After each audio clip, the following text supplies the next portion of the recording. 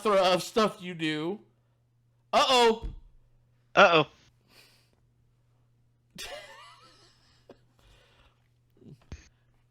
At the 1 hour and 3 minute marker, Matt has joined us. Hi. I'm here to, this 1 hour and 3 minutes is brought to you by new Impossible Coke. Tastes like real beef. Impossible Coke. Oh my God. We were just Crystal clear Pepsi. We were just discussing how DeHoffrin is part of the problem I am. of how technology is killing gaming. Oh no. Well, don't recover any ground for me because that will bore the listener. Continue. I will catch up. No, but you with your freemium games, I'm tired of rewarding bad behavior. We as a gamer group should say, look, 85% of the industry, you can have it, I don't care. But give me my 15%, give me my 10%. I want the good indie games. Like Super Meat Boy is one of the best indie games of all time. And a great documentary. The developer, the guy who created Edmund and Tommy, said we didn't give a shit if anyone liked it. We just wanted to make a game. Like what was one of the games that Edmund made that really stuck out to me was the C word.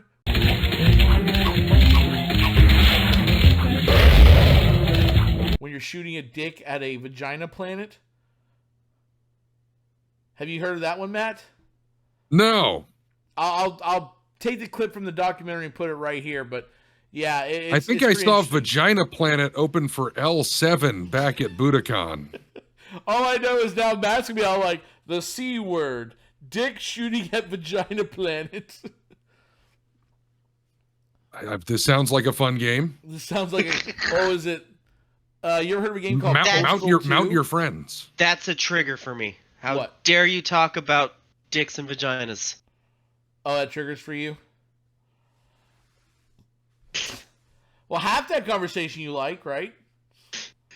Yeah. I mean, dick shooting. Mm-hmm. You're like, then you just stop there. Yeah. Dick shooting at.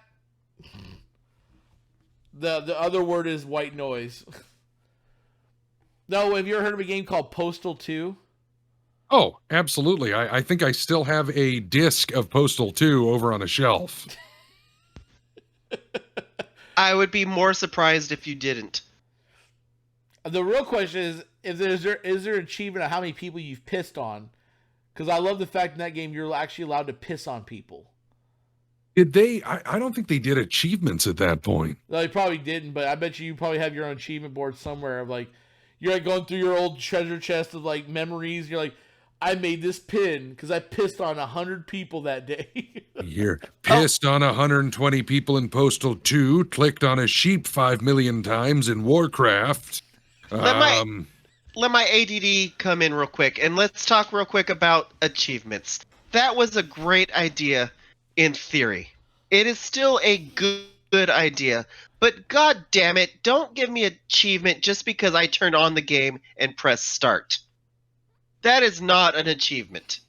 There's an indie game, speaking of good indie games, there was one on Xbox. It used to be called something different when it was the Xbox indie games. The Xbox Market or Marketplace? Yeah, it was like the Xbox Market or something, something like that. Indie game tab, yeah. They had an indie game called like Achievement RPG or something like that. It was all about like you would turn on the game and you would get an achievement, and then you would collect coins and you would spend fake in-game money to unlock essential aspects of the game so you could play it. Like, you've just unlocked, buy the jump pack for $5.99. It was like called DLC Warrior or some shit like that. I don't know. Have you ever heard of a movie called Indie Game the Movie? Yes, yeah, I've seen it. Yeah, absolutely. They got a whole thing on Phil Fish and Fez and all that stuff. I cannot stand that portion with Phil Fish and Fez. Like, honestly, I was so fangirling over Tommy and Edmund. I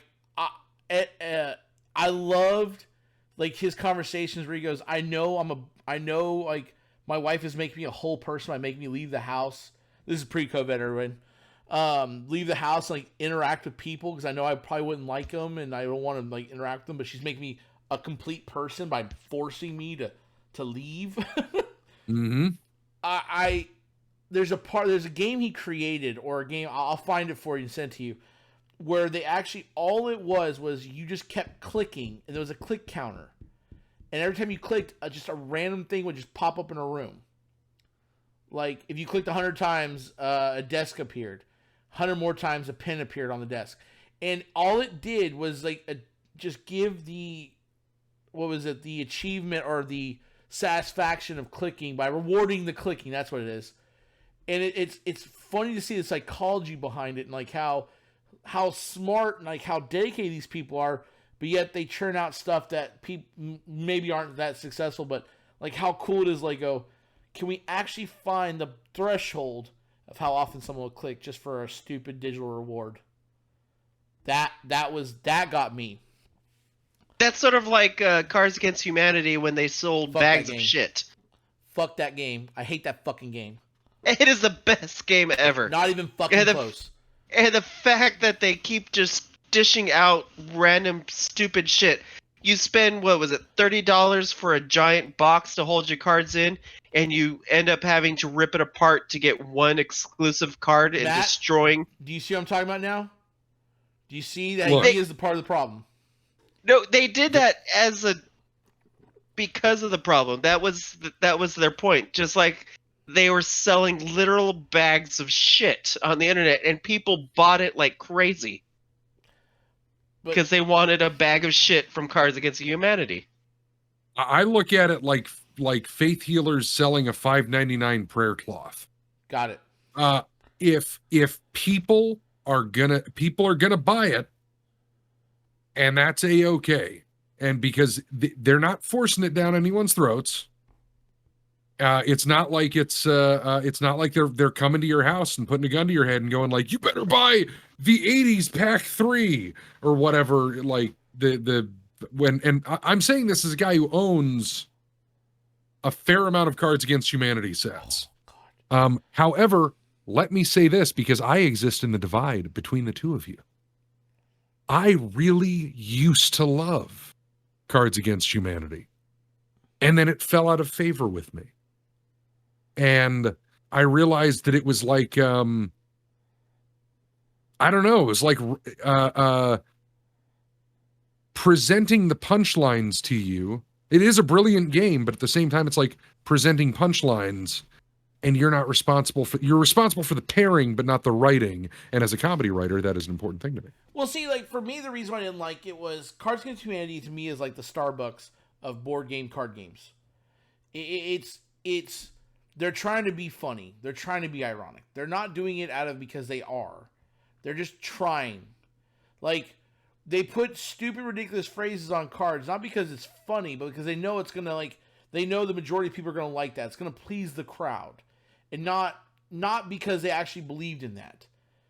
Because people who believe in stuff like that don't make a billion different continuations or DLCs or expander packs. They're like, I don't like how this has become. Fuck that game, I'm done with it. You know?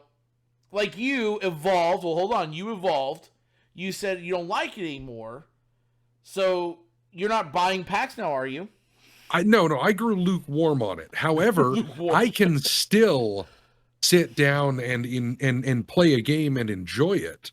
But the thing that I came to realize, and this is why I don't mean to take a contrary stance. Go ahead. I think you're slightly wrong on that, because I have played games of Cards Against Humanity with certain groups, and they're having a blast. Like their answers, they're picking it, they're having a fucking blast, and I'm sitting there going, every winner that gets picked is the boring option out of all of these because of the group dynamic or the normalcy of the players. I think it is actually a brilliantly designed game because it can be played with almost any sense of humor because the game tailors itself to the people that play it. Sure. By them excluding the whatever it is, aborted baby lollipop and then they just throw it away and they don't play that one, whereas I would play the aborted baby lollipop. You would Xerox it and play as many times as you possibly can. You would refuse. Oh, no. Well, my favorite part about playing that game is the fact that I lose 90% of the time, but that's because I don't play to the judge. They read their card, and I have something horribly, horribly offensive that makes me bust out laughing, and just making somebody else have to read that out loud, because that's part of the rules when I play, is you have to read every single card, and making somebody say what I put down with what they had is just gravy. I'm eating it up. Go ahead. Well, like, okay, so there was this game we played called Telestrations, and it was the adult version, right? And I love that game because it was a telephone game. It was a really interesting take on the telephone game. But one of the things I loved about it was in that you got to see how everyone thought, and then I love the like you said, the boring person, the person who's going to say like the safe answer or whatever. Then you got the person who's just like way the fuck out there, right? And no matter who you are, you get to have that in your own mind. You get to see who that sick individual is. I remember one of them, we got to titty fucking on there. So he had to draw titty fucking. It was beautiful. It was beautiful because like, someone had to say that. And Cards Against Humanity, you can't see that illustration. You can't see that. You're just like, I'm sorry. I see people who aren't funny putting two cards together, going ha ha ha. Look how funny I am. It's like, yeah, you're not really that funny. Sorry. And then everyone likes to fuck with me because I lose it all the time because they know it's mine. They go, well, Chaz can't win because we know he's funnier than him, so we're gonna vote against him. They do it on purpose. It's a fucking conspiracy. So that's what it is you haven't played with the right people. Come over and play a game. Play a game of Card Against Humanity with me, Matt, and Mark, and you'll have fun. I was about to say, we have this magical power of online, and you could do a couple of episodes of Cards Against Humanity online. Well, there's one problem with that. Technology no, kills I assume gaming. Mark only uses this tablet, so unless it's a tablet, they could put it on a tablet. Yeah, it could be done, or we could do Tabletop Simulator and download the Cards Against Humanity packs. So, Tabletop Simulator. Funny story about that. You're gonna like this one. Flip the table. Oh, I disabled that button. So good. It's funny. I spent like a week setting up a D&D table for Tabletop Simulator, right? And you have to painstakingly put every little tile down, right? And you have to lock them into place. And I didn't know this, but you take a dice, you have to throw it on the table just to make sure you didn't miss any tiles. Because when that dice rolls, if it hits tile, it's not locked, it moves around. Well, I did that, right? And I'm like, oh, flip the table. What's that? I clipped it and the table went flying. I'm like, oh, motherfucker. First thing I did was I disabled that. The players, these are grown-ass people, professional grown-ass people. Not even 30 seconds to the game, they go, why is the flip the table button not working, Chaz? Fuck you, I knew you were going to do that, so I disabled it. I fucking disabled it the first time. Then, the one thing I didn't know about was I put tablets in the game, right? Well, I didn't know someone was going to look at porn on the tablet. So you can see, because there's little hands, the little cursor hands, right, on the game. And everyone's like, you can see all the hands hovered, like conjugate over here, looking at the map and the battle and what we're doing. And then I happen to look over on my screen, look over here on the screen, and I'm like, oh, is that a woman sucking a dick? And then that's why I'm like, are you looking at porn? And it was a guy's wife. And I'm like, you're looking at porn? And every hand went right to her tablet. And I love her logic behind that. I just want to see if I could do it. I'm like, okay, Tabletop Simulator is no longer a viable option because shiny objects. We can't be productive. So, until everyone feels safe about tabletop, meeting in person, I think we're going to have to hold off on the Cards Against Humanity.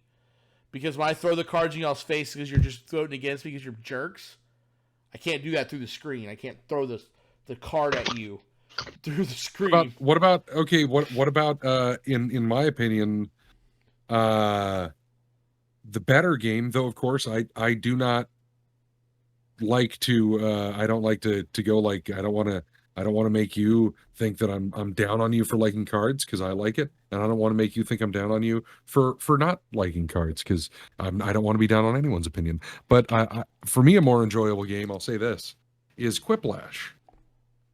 Because Quiplash is like Cards Against Humanity, but you have to write the comedy, or you don't have to. You can do the stock response.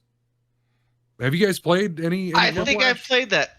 I think I played that with one of my friends, and there was a perfect time that I was able to bring out a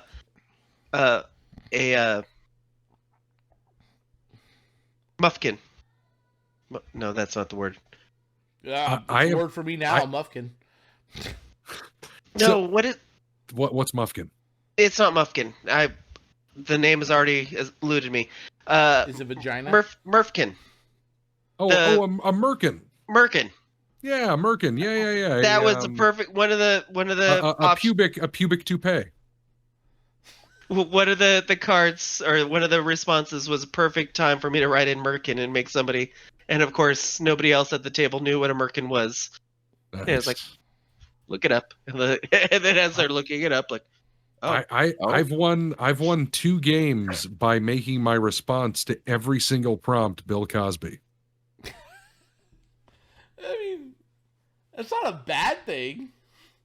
Well, I think Bill Cosby is a bad thing now. He's a horrible person, absolutely. But it was just for the surrealness of just like. No, I'm just saying it's not every bad single answer. Yeah. You know what? And here's the cool thing. So if you've never played, Chaz, if you've never played Quiplash or any of that, it is super easy to play because only one person needs the game, and they're the one running it, and everyone else logs in through Chrome. Yeah, I'm sure. Well, it's like I like to play games like that where I don't care if the party how the party thinks is fun. The only problem I have with Cards Against Humanity is I think it's become so commercialized that the essence of it was lost. And I think that everyone... You are such a hipster. I am very much a hipster. Yes, we've discussed this time and time again. Like, how dare you... Like, this shit wasn't popular when I was in the 90s, when I was a kid. This shit wasn't popular back then. I was chastised for it. No, fuck you. No, I'm a big-time hipster when it comes to that stuff, right? But like, I just don't like the fact that all these normal people are getting to pretend to be weird, and they go, "I'm so weird because I used aborted baby popsicles." And like, no, you have to have a card how to do that to you. That's just shit that comes up here as soon as I wake up. Is the weird shit. Like, whenever someone goes, "Oh, I'm such a weirdo, I like Rick and Morty," you're like, "Fuck you." You don't go and seek the weird out. Like, I personally do not like what's her name? Divine? What's her name? Divine. Yeah, I don't like him just because I don't want her. I don't like the part where she ate shit. Every time, I don't like it. Yeah, well, but you can watch a dozen other things exactly. that Divine is in, and that's fantastically. But she's done so. Oh, you're talking to the wrong 2 people. Get it? Yes, you absolutely let's are. Fisticuffs. I mean, polyester. Polyester, fucking hair, hairspray, fucking that one with Chris Christopherson, Trouble in Mind. Was polyester the one with the scratch and sniff? Or am I thinking? Yeah, and 1950s teen star who later was revealed to be gay, Tab Hunter. Yes. Yeah, and literally you go to the movie theater, they give you a card that had like 12 things on it, and every time she had a horrible, strong sense of smell, so everything, like, it wouldn't bother any normal person, would totally drive her crazy because her smell was so strong. And in order to... in order to embody that to the audience watching the movie, they gave you a scratch and sniff. And so in the movie, a number would pop up on the screen, and you would scratch your card and sniff so you could smell what she was smelling and freaking out But about. see, It'd be like bad cooking, dirty underwear. That's fucking, like, that's brilliant art. That is art. That's my point. And she was eating shit for art. She wasn't doing it just because, oh, what's the next thing I can do? It was literally just, that's who she was. And she never did your little Mr. Mainstream, okay, this is what I gotta do, or this is what I've been doing, so what do I gotta do now to stay relevant? She was doing shit just to do it because that was who she was. And don't you bag on her for anything she's done. I will bag on her all I want. Because you play Cards Against Humanity on your tablet. I will bag on her. Sitting in a baby cage corral, eating poo-poo was art. That was an art. Now that being said, I do have to correct you in that Divine, you are correct, buddy. Divine, the character, was willing to push the art envelope all the way. However, famously, Harris Len Milstead, who was Divine, Harris Len Milstead did want to do serious movie roles. Oh, yeah.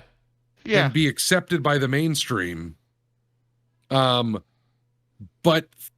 through Divine, of course, and I'm not telling Buddy anything he doesn't, know and, like myself, feel already.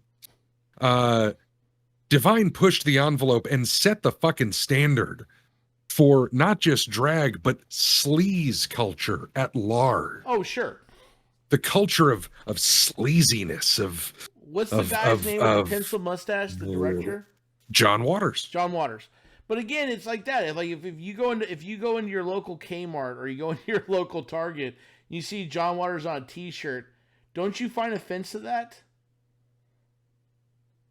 There's no shame in selling out if you're still doing what you do. No. I'm not talking about him selling out. I'm talking about the fact that people are trying to, because they can buy it mainstream, they now associate themselves in that culture. Like I don't associate myself in that culture because I'm weird, but that one I didn't like that one. That's fine. It's just like that's what Cards Against Humanity was. Like if you go see John Waters, right? I assume is like a personal hero of yours. I mean, he's a director with a singular vision. Yes. Yeah, and I just if I saw his, I remember having to go to Suncoast Videos to look at his stuff and to watch. Oh, we're going to be dating ourselves just a little bit here, kids. We did that last time. Suncoast Videos. So as a former employee of Hot Topic. God damn it. Yes, you are correct, sir. Even in Hot Topic culture, it is very much what is either mainstream or what is so far out of mainstream that I could pull it in to get the mainstreamers because it's so out of there that nobody else knows about it, so I can bring it in, and all these people who want to be unique and individual, I can sell to everybody, is very much the Hot Topic culture. That is, I wouldn't see it at Walmart, but yes, Hot Topic would have his picture on a t-shirt, and all these little kids that come in now, those stupid fucking mall rats. Mm-hmm. Not the ones from the movie. Because that was a great movie. Go in there and they see it and like, oh, that's cool. I don't even know who he is, or I might have saw that one movie, or my friend who actually knew who he was mentioned it. So now I see it. I have to have it so that I can be cool. In high school, dating me back. I was talking to this one girl, and she was talking about how she got to go to the Garbage concert the week before. And it's like, oh my god, that's amazing. I can't believe you got to go. I would have loved to gone. Well, I like Garbage before they were that, and everybody else who likes them now is just shit. I'm like, you fucking little bitch and poser. I have a problem with the fact that Hot Topic, like Cards Against Humanity, I hate the people who let Hot Topic choose their next fad. I hate when a corporation or a company chooses a fad for you. It's in the show, it's in the store, so it must be cool. I must have to buy it. Versus the going in saying, "Hey, where's your section on weird shit? It's over there. Go pick what you want." Now it's like Hot Topic's like, "Hey, Nightmare Before Christmas, greatest fucking movie ever made." Like, no, it's not even close. But Jack Skellington's on everything. He must be the greatest character ever. No, he's not. I don't like it. Like Cards Against Humanity, it's like it's spoon feeding people humor, and then they're like, "Oh, it must be funny because I can put these cards together." And I'm like, "You're not funny. You just picked a card. Get over it." So I'm sorry. That's my rant for that stuff. And sorry to bring Divine into this. I know I now know what triggers DeHoffrin. Don't mess with my drag. Well, okay, I didn't mess with drag. I talked about eating shit, okay? First of all, let's start with that. I'll rewind this fucking bitch right now. I never said once about drag queens. All right, her fucking eyebrows and eyeshadow was on point. All right? Any person could put their eyelashes in the middle of their forehead and make it work. Fuck yeah. All right? And any woman... Well, I mean, that is a convention of drag that has existed for a long time, but Divine pushed it so far that it became its own thing. Oh, fuck yeah. And without, I mean, like, honestly, without Divine, Grace Jones, you wouldn't have, I mean, like, in my opinion, tell me if I'm wrong, I don't think without Divine you'd have shit like Dragula and fucking, like the kind of a weirder oriented drag. I mean, there's certainly some stuff, but for a long time, like, drag was they were just going up and doing Dinah Shore numbers. I would argue against that point, only because please do of the club kids. And you don't look at me like you don't know about the club kids. I do not know about the club kids. I think our topic is straight from gaming and technology. Go ahead, club kid fan. So look what Matt's done. In the early 90s, it became a thing, and there's this big, huge movie. Oh, yes, I do. Yes, I'm sorry. I didn't, my brain, yes, I do. Go ahead. I don't know. And they made this big, huge movie about it of crap, and their names escape me at this moment. But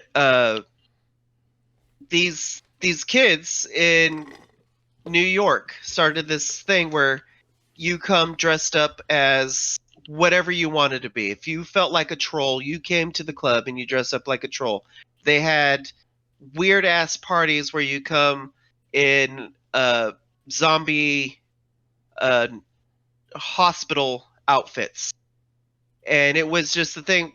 Normal clubs in New York would be overrun with these people, gay, straight, drag, undrag, of just fabulous, dark, out there aliens, gore, the opposite side of drag. And that is also, I wouldn't say where RuPaul got her start, but she was part of the club kid culture. Richie Rich, obviously not his original name, was part of that. He's been on an old show that many of you kids today probably don't remember, but became a fashion designer and guest starred on America's Next Top Model a couple of times. And it was just this big, huge outpour of the freaks and the individuals of being who they were. And while she was head front in her own, and she wasn't part of the club kid culture, but through club kid culture, we got the dark drag. We got the out there. Yes, but the club kids were the late 80s in New York is when it started. You're talking divine and outsider drag performance, as in non-imitative female drag performance. We're talking, previously it was how passing can I be? How's my Dinah Shore? How's my Madonna? Yeah. And Divine, through the work of John Waters, went fuck no in the 70s and went in the late 70s and went, we're gonna do something different. So I think that, part of that is like the club kids who, just for reference that you're referring to, are James St. James, Michael Oleg, Wes Cassidy, Amanda Lepore, DJ Koki, and Andre Melendez. And thank you. And for anybody who wants to know, sorry, I'll let you get back to that point. But I don't know. Fuck you, shut up. Not Monster Ball, but what was that movie? Monster Party, something. They made a great documentary story based on James St. James and his troubles with killing Angel over drugs. And they told that story beautifully, and that was the rise and fall was through him and that whole situation of the club kid scene. Yeah, but I think the point I was trying to make, and I think we kind of strayed from that topic of, wasn't that we have to defend that culture, because it sounds almost like we're defending the culture. By no means by saying that. I was saying the club kids, they get their drag or their costumes from Kmart because Kmart said that's what you should wear. No, they liked something, they imitated it. Divine, like you said, Divine wanted to be in mainstream, but Divine was like, I'm gonna do this for the art. I know this is where my character needs to go. I'm gonna do it. I'm not saying these are bad people. I'm not saying this is a bad culture. What I'm saying is I don't like these things that are happening because now people have lost the sight of what they're supposed. They almost don't have an opinion. They're now like these amorphous blobs that just regurgitate what they see, and no matter what you put in front of them, they think that's what's going to be it. It's I don't want to say sheep. I see them as people just like regurgitating things, and I'm tired of like people putting themselves on the same level as me or people like you guys because they went and saw one movie or they went and saw one thing, and now they're in the same category. But how else does fandom start if not with one singular thing that launches you in the direction of the thing that you end up with? I mean, like it's for me, it's my opinions have changed over the years. But like when the new Doctor Who came out, and it's not new anymore, it was 2005. When the new Doctor Who came out and it became immediately popular and everyone was like, oh, Chris Eccleston. And then they abandoned Chris Eccleston because he left, even though he was my favorite of the new ones. And they were like, David Tennant. And David Tennant. Calm down, Chuck. Hold on. And I was like, like at the time I was like, you aren't fucking Doctor Who fans. You're not Doctor Who fans. You fucking, because you didn't watch 30 years of cardboard sets and rubber monsters like I did.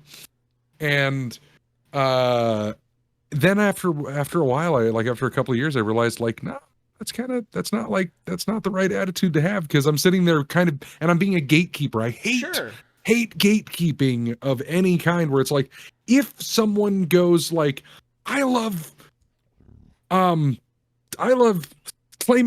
because of Coraline. Is that Caroline? Was that the one? Caroline? I love claymation because of Caroline. I'm not gonna punch him in the face and go like, you have not watched 1927's La Renee the Fox, okay? No, but what I'm saying though is like, okay, so I'm into fantasy movies. I love fantasy movies. Can you remember the first movie that got you down the path of whatever genre you're the most into? You remember that movie, right? Legend. What about you, Matt? Not fantasy. Whatever movie. Any? Well, like there was one movie that defines you, that started you on a path of who you are. You're gobbling the corporate Cheerios, and then one day someone slipped some Lucky Charms in your fucking Cheerios, and you just went down that path. Okay. All right. The example would be music rather than films, even though I've seen a shit ton of films. I used to listen to like a not top 40, but like 1950s radio stations and the 1960s radio station, the 1970s rock stations.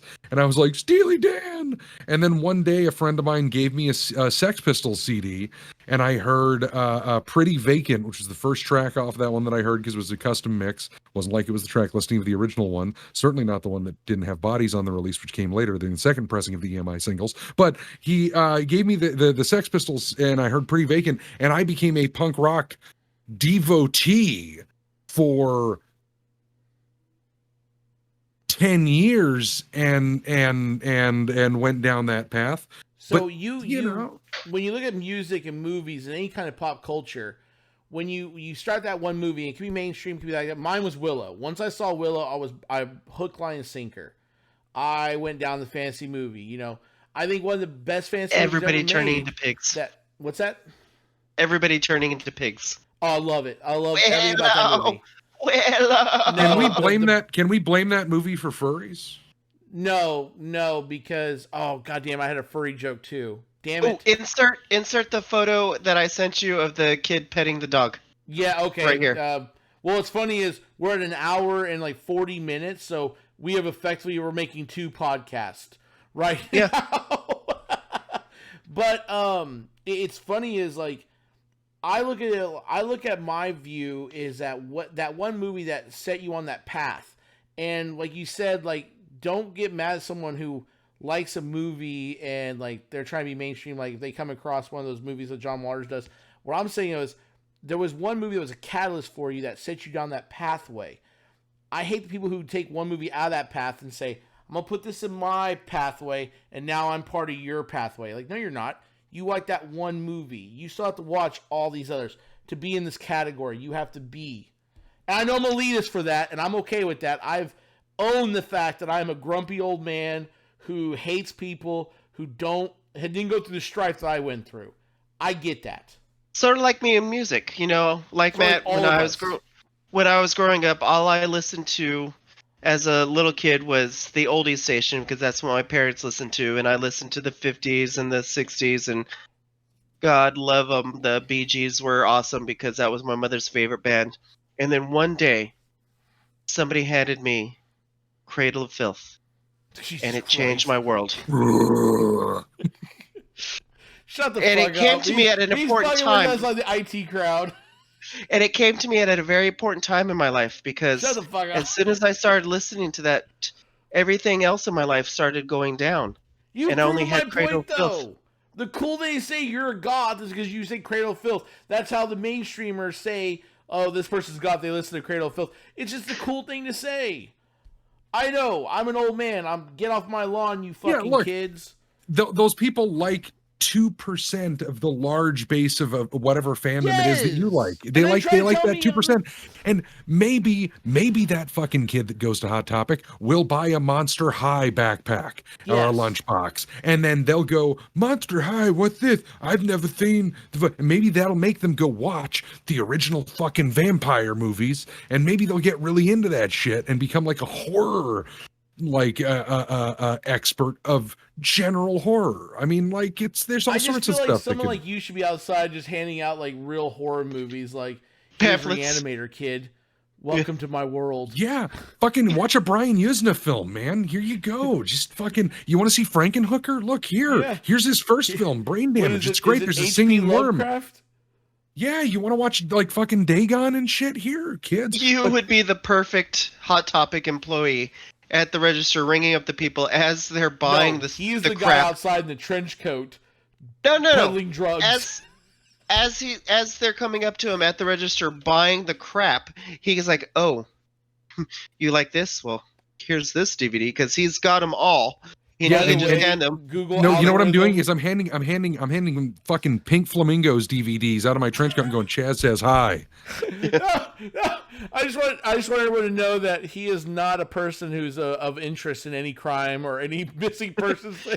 This is all for fun and comedy. He is not a bad person. You are as bad as my husband. We'll be spending on our day off. We'll blast YouTube throughout the house, open the doors so that even the neighbors get tired of the music we're listening to, and eventually I get to take control and I start with Cher and I do a Glee. Surprise! I do a Glee medley, and then all of a sudden I'll put on this obscure Johnny Cash song that my husband has no idea that I know, and he's like, "Do you know? Do you like this?" Like, yes, I know the song, and I can tell him like what it's about, and he's It's offended. Like Catholicism in Roman times, made the little fish. He's offended that I've put on this song that he thinks as my persona that I would have no idea about, and then talk to him about it. And it's like, baby, I know music. Baby. I'm not just one thing. Don't put me in a box. Nobody puts baby in the corner. We've learned that about the Hoffren. We've learned the Hoffren is not in the corner. I'm hijacking this for the finish.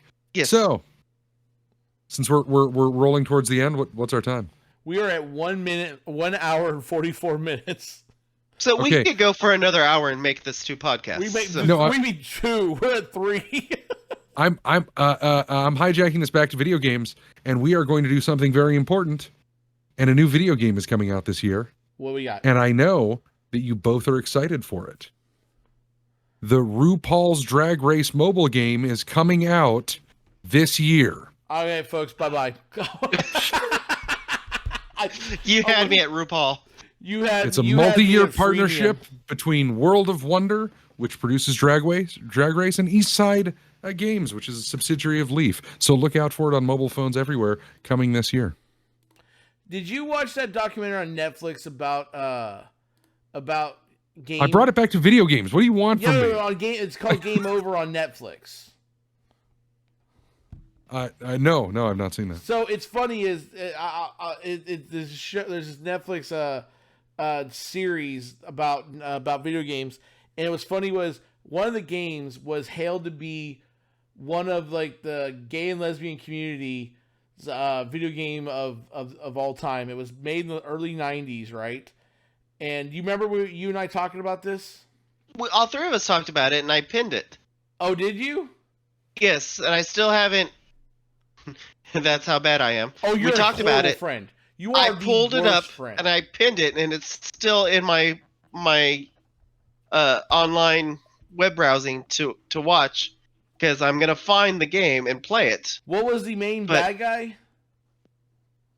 You're asking me more stuff. I haven't dug that deep into it. God damn it! No, it was the main bad guy. Was the main bad guy for in the early 90s against the gay cause. Oh, it was some reverend or televangelist in the early 90s. Anyways, it was funny was like I started like sharing that with the Hoffren, and of course the Hoffren's one of the most selfish friends, right? Will only make you watch his stuff, but won't watch stuff you recommend to him. And that's a game I try to get him to play, and I think you would enjoy it too, Matt. What? I gotta find it for you. This finding thing has been brought to you by Soggy Doritos. Are Doritos too sharp for your gums? Try Soggy Doritos. So ADD. Ooh, that's a soggy Dorito. ADD kicking back in. You guys didn't had this part of it. You guys want to go ride bikes?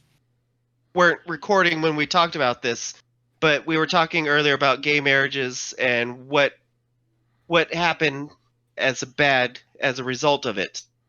I just tried to Google televangelists against gay rights to find out who Chaz was talking about. Top story that pops up, coronavirus, or pastor blames coronavirus on same-sex marriage. Yep. And that is what I told Jazz. Like, what happens when gays get married is we get the coronavirus. Yeah, I've actually that's been a running joke with me for years. Is every single time there's always a preacher that goes, well, this volcano was brought upon the people because of their lax attitudes towards the gay, and eventually you're like surely they have to run out of stuff eventually where they're in service and they're like, well, you were all stuck in some slow traffic today. It's the gay marriage. Oh yeah, no, it really is. The game is called Gay Blade, and it's a and this has nothing to do with the 1980s movie Zorro the Gay Blade. No, so it was made by a developer. Ted Haggard. Oh, what's his name with the tan? Ted Haggard. Tab Hunter. Ted Haggard. Or Jerry Farewell. Oh, Jerry Falwell, yeah. Ted Haggard, yeah, that guy. Oof. Got a face like a sunburned Stretch Armstrong. Yeah. Oh, here so it was. Gay Blade. The ultimate the boss was Pat Buchanan. Oh, I should have known that. So what happened this one, was... we did talk about this. Yeah. Gay Mafia, please don't come after me. I should have known that. Oh, I know. You're a horrible friend. I told you to watch this. I've sent you stuff on it, and you're just like, I ignore everything Chaz sends to me, even though it's fucking gold. Screw that. Watch Goblins and... Nope, I'm not watching shit. You owe me so many movies. I've watched every one of your fucking movies you told me to watch. And I'm sorry, but that Darkness Rising was stupider than hell. Oh, come on. It was not. Every single one of those players you've played with. Okay, that's like Knights of Badassium. That movie was so stupid. Oh my god, that was a great movie. Fucking horrible. It was so bad. I mean, don't get me wrong, Tyrion Lannister. Every great movie using the power of rock to destroy the demon. First of all, I love how all of them kept fighting each other with LARPing tools. Like, I'm gonna fight this succubus with a LARPing foam sword. And it takes somebody using rock to drag her back. No, I get it. It's a Tenacious D movie, but... Just like Tenacious D, just like Repossessed. Rock and roll? I hate rock and roll. No, you just described Footloose, but in D&D terms. Look, I'm sorry, but Knights of Badassdom was way better than actual LARPing, so... Okay. Well, to be fair, what isn't? Wow. We don't actually agree to these comments. Wait, Please hold do on, not time send out. us our hate mail. So you're telling me we should be open-minded to your lifestyle and what you want to watch, but fuck those LARPers? You're worse than the bad guys, both of you. Look at you assholes making me feel bad about you're just a person trying to tell people what to do and not to do, blah, blah, blah, blah, blah. Except for LARPers. Fuck them. They have no rights. I don't fucking care about them. I didn't say they don't have rights. They can go ahead and enjoy it, but... but they're wrong. You have the right to be wrong. They can seek their joy. I will not seek it with them. You can seek the joy. I will not seek it with them. You know who else has said that? Pat Buchanan. Oh, the hypocrisy runneth over. Yeah. Oh, Jesus The views Christ. expressed in this podcast do not express those of all people involved. I don't fucking unsubscribe. Don't be our friend. We have 47 subscribers. Fuck you. Friends don't let friends. Live action Vampire the Masquerade. I was told by a credible source, make what you want. Who cares what people like? Yeah. It's true. There is something for everybody. That is the ultimate thing. We found something that 47 people like. And I just offended you with that, and I think I just offended him with the live action vampire. No, it's just the who hasn't, with the exclusion of Chess, had a friend drag them into for at least 1 week of LARPing Nope. vampires. Nope. I played one session of Vampire Masquerade or White Wolf or whatever the fuck it was, and I was like, is this fucking session over yet? No. So there's that, and then there is the live action aspect of it. Just saying, yeah. Where anybody involved, they have to bite you and embrace you to be part of this game. And you have this amulet that you wear around your shirt or around your neck. And when you have it outside, you're in character. Because heaven forbid you have this amulet on and step out into the light. Nope. Because your character would die. Nope. And and I was laughing because Matt mentioned it's like, who besides Chaz hasn't been duped by some friend to be part of this? And we all did it for like a week, and then like, all right, these people are not my cup of tea. special, and I'm gonna wear my amulet and walk out into the sun, and I'm done with this game. No, see, but that is one hell of a night in the back room of Elysium, getting at least 3 different people blowing you, because like you hold them in a thrall or whatever, and you know.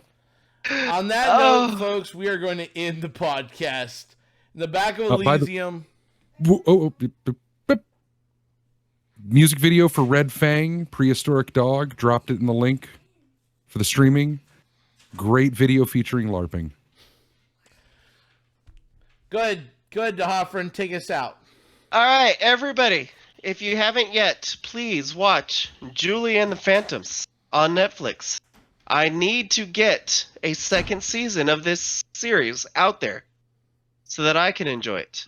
If you enjoy Disney's Descendants, you will enjoy Julie and the Phantoms. And Cher, if you're out there, we can talk about music, we could talk about LARPing, we could talk about role-playing, we could talk about how the internet is destroying everything, and we could just talk about whatever you want because you're fucking Cher, and we'll do it. Like, what's going to happen when the day that Cher does kick off the mortal coil? Like what are we doing? So, have you not heard this before? No. There is a saying. The only thing to survive the apocalypse I've heard this, yes. is cockroaches and Cher. But let's say hypothetically a giant boot comes out and squishes her. What do we do? Like, is Mark prepared for the fallout?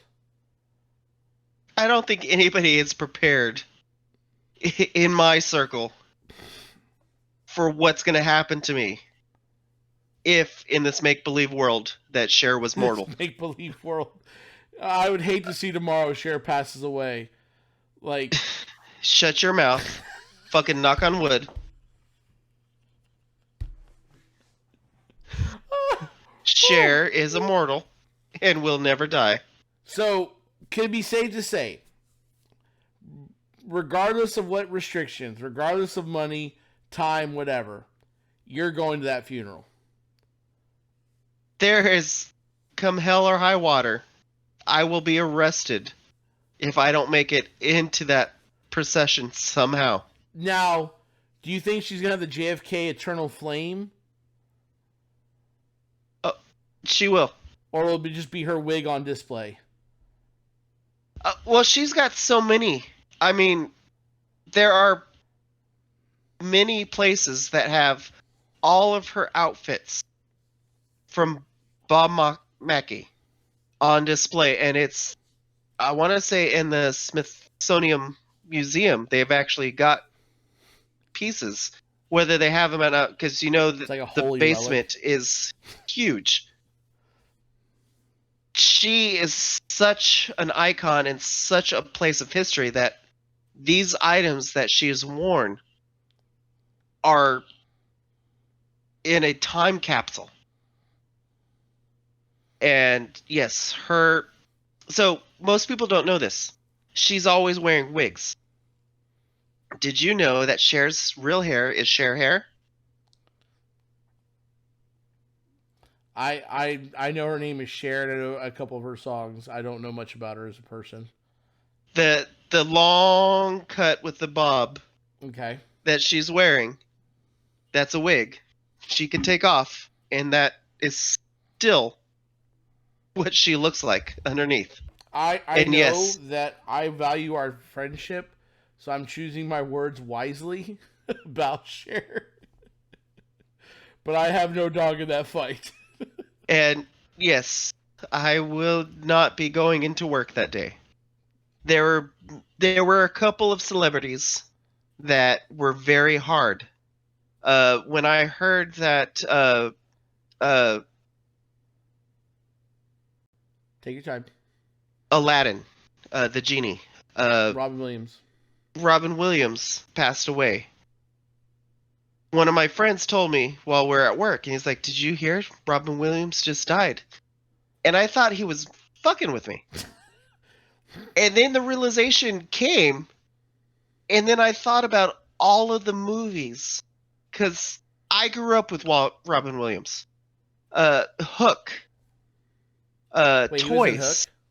He was in everything, and he was such a presence. Like, I went into a depression at the realization that he was no longer with us. I do not know what I would become in this make-believe world that you're imagining, where Cher, that has been such Robin Williams high pedestal. My father and I haven't been on that same level on a lot of stuff. I'm way out there, and I'm me, and we all know who me is. I have not hide it, and I've never hide it from my family. But he's gotten better, but he's not always been able to fully understand who I am and accept me. And not that he didn't want to, not that he wasn't trying, but it's just who he is. Sure. Me and him went to Las Vegas, and we went to go see Cher together. And we bonded over Cher together. And that is what brought us closer to each other, because of his love of Cher and my love of Cher. And anything else I love about her, the fact that that is one of the things that she has brought to me, is my connection to my father. And to lose that, which I know and I get that I wouldn't really be losing it, but the embodiment of what that means to be gone, I don't know what would happen to me. We took a very funny segment and turned it very, very serious. Very, very so real. I really appreciate that you shared that with us. Good luck following that, Matt. When Robin Williams died, Robin Williams actually hit me very, very hard. When Robin Williams died, I put on Patch Adams and just jacked off for 2 hours. I was waiting for you to go. Wait, Robin Williams died? And Robin Williams would have appreciated that joke. Yes. But in all seriousness, wonderful entertainer. For me, my strongest Robin Williams is The Fisher King. It's not one that most people have seen, but The Fisher King is a fantastic film. Yes. It's great. It's sad. It's very humanist. I've never had a connection with celebrities. I guess I've always said, oh, that sucks. It really sucks that they died. And the only thing that really made me the worst when Robin Williams died was two things: was the fact he passed away via suicide, which I don't like the fact that it's still after being 2021, about to be 2022 in 6 months or 8 months, whatever, that people still don't take that shit seriously and still don't see the warning signs, the red flags in people that suicide. I'm not saying there's not organizations out there. I'm just saying mainstream wise. He was losing himself. He was losing himself. No, I understand that. I'm saying to it in everyday life. Okay, so if someone has a red flag, if someone says something, at work, for example, I stop and say, "Are you being serious? Do you need help? You have someone to talk to?" Things like that. And people always give me a hard time by saying, Chaz, don't take that shit so seriously. It's no, you shut your mouth. No. You have no idea what that person's going through. That could have been a cry for help. And that's the thing. Yes, you are absolutely right. Every time. And that's the thing that people don't get is the smallest thing to Chaz, the smallest thing to Matt, the smallest thing to me. Oh my God, today I stepped on a bug, and that is what spiraled me into a depression. That was the catalyst. That is not what brought me down to the point that I wanted to end my life. That was just the last straw. And a lot of people don't get that. They see that as, oh, you're just being overly dramatic. They're not listening to what the person is saying. They're not hearing, and they don't see the 20 other things that has happened in their life that has brought them to that point. They're just hearing, oh, this that shouldn't be giving you that much trouble. I think Dana Gould, the comedian Dana Gould, has a great bit about just that. And he, it's like your wife leaves you, you're at the 50, you get fired from your job, you're at the 40, one of your kids gets in a car accident and dies, you're at the 10, and then all it takes is you going into a place. And I'm paraphrasing his bit. He's going into a place and going like, "Excuse me, do you have any Cocoa Puffs?" "No, sir, we're all out of Cocoa Puffs." And then you just start shooting the place up. Well, it was that movie. A movie that made me really see like the impact of Robin Williams. Nothing in what really got me like hit home for me was when Coco the gorilla learned of his passing. For a person to make such a connection to an animal, a beast that does have feelings, does have I guess you'd say a childlike mind, like in the level of us, shows you what kind of person he was, what kind of person he truly was. So I loved his movies. I loved a lot of this stuff. Patch Adams, one of my favorite movies ever done. I really wish he would have been more along Patch Adams, like the real, more to that. But I like the fact that Patch Adams said, I'm glad that he brought attention to what we've been doing, and Robin Williams' movie really helped us become mainstream kind of sense, where people started like seeing what we're doing and stuff. But the fact that a gorilla was so mournful of a person passing, that wasn't a caretaker, wasn't a person that nursed him back from hell, from death or something like that, really says a lot. So, but I think that's all I have to say about that. Or it's like that movie, and Matt can tell us the name of the movie because it escapes me, but the guy goes into McDonald's and he asks for falling down. Yep, falling down. Asks for breakfast, and they're like, "I'm sorry, we stopped serving breakfast 2 minutes ago." And he's like, "But it's still there. I can see it." And that was the trigger that makes him want to pull out the gun and say, "God damn it, give me my." It wasn't the moment. It wasn't the fact that they didn't give him the one thing he asked for. It was everything else before that. And that's what people say, like, "Oh my God, you're overreacting because you didn't get your breakfast." It's everything that's happened before that moment. So this has been the longest goodbye of the night that we can ever say on record, or 12 episodes. Thank you again to Hoffren for stirring up the emotions and feels. He will never go quietly into the night, folks. Never. Matt, would you like to say anything before we leave? Hey, there's this one thing I've been wanting to talk about. Oh. So disestablishmentarianism is a very interesting... Oh, wait, wrong meeting. I was like, I'm going to mute Hoffren. They keep talking, I'm going to mute him. No, I was ready to go into this stuff. He's like, hour 3, let's do this. Dive in. Tapioca, an adequate way to kill yourself at 90? Let's find out. Kale yogurt. Ale yogurt. Holy shit, you just made my bile rise with 2 perfectly normal words in the English language. Kale yogurt is now my safe word. Well, this has been another installment of the Party Games Experience. Hey, your mic cut out. Why don't you say that again? No, I'm good. I think that was a pretty bad take.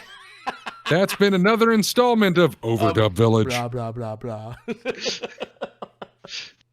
It's been another installment of And the Party Games Experience.